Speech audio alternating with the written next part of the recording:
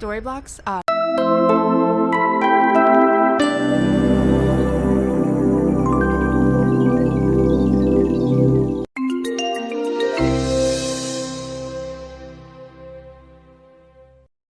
Blitz, we have Paisley Cathey, the Habersham Central star soccer player. Congratulations on a fantastic career and an amazing season. Talk about being able to punch an Elite Eight ticket. What does that mean to you to finally get over that Sweet 16 hump? I know that's something y'all have wanted to do for a while. And being able to have that chance to play that game at home, how special is that for you? I think it's really helpful that it's at home, and every year, well, since my freshman year, we've made it every year, but the last 2 years we've been first place, so it helps us get set up in a good spot. But last year we matched up with Roswell in the second round, so being able to get them in the third round is helpful. And I mean, we worked really hard. So usually the first game is pretty easy because it's versus a fourth seed, and in the second game it was pretty tough, but we won. So talk about you had a unique transition because you go straight from a deep playoff run in basketball as well, and you played a key part of that team.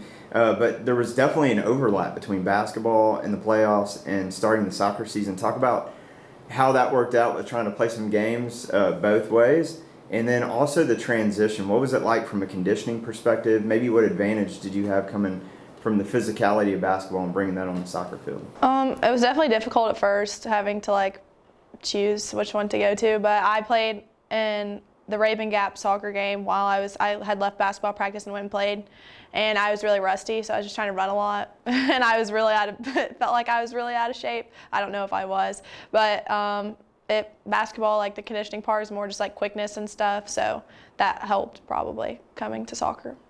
And what about talk about the intensity, and maybe just due to the playoff run, do you feel like that gave you any advantage coming into soccer and how you could implement that? Yeah, probably, because when I joined the basketball team, we were 1-8, and so no one thought that we would make it far. So we had to work really, really hard and be at practice and be really intense and all that. So cool.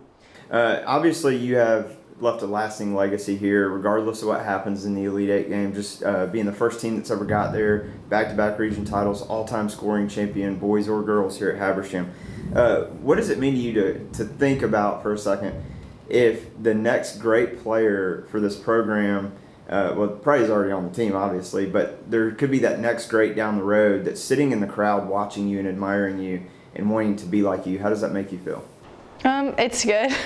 I try and play with not a bad attitude, because I know that people are watching, little girls are watching, and I know that when I was a little girl, watching the varsity team was a really big deal and wanting to be like them one day, so I know what it feels like. So I think it's pretty cool that we get to mentor them now. Yeah, it definitely has some pressure associated with it because you got to be extra careful with your conduct and all that stuff, but you do a great job and give them something good to look up to.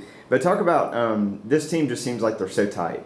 It's easy to say that from the outside, but kind of give some examples. How close of a bond does this team have on and off the field? I would say it's pretty close. I mean, most of us have been playing together since we were 5 or 6 years old. So getting to be the best team that has came through Habersham, I guess, is really special for all of us to do it together, since we all started playing soccer together. And I think a lot of us do hang out outside of soccer, and it's not just a in-season thing. So I think we're pretty close, and we all want to win for each other and do good for each other. Yeah. So congrats on being able to go D1. That's amazing. You signed your paperwork with Georgia Southern. So talk about the recruiting process. What was it like going through that process? What did it feel like to finally be able to get that done? And what excites you most about going to Georgia Southern? It was definitely really stressful, but I couldn't get talked to by colleges until June 15th going into my junior year. And so when I started going on visits, it was about the month before October, so September. And October is when I went to a school, and then I left and went straight to Georgia Southern. And after I went there and went on my visit, when he offered me, I was I know this is where I want to go. But my parents didn't let me. So I waited a week or two later, and I committed in October of my junior year. So it was really nice not having to go to showcases, being really stressed out because I was already knowing where I was going. But Yep. Awesome. Well, congratulations on what's been an incredible season and career for you, and can't wait to see what the future holds for you. Thank you.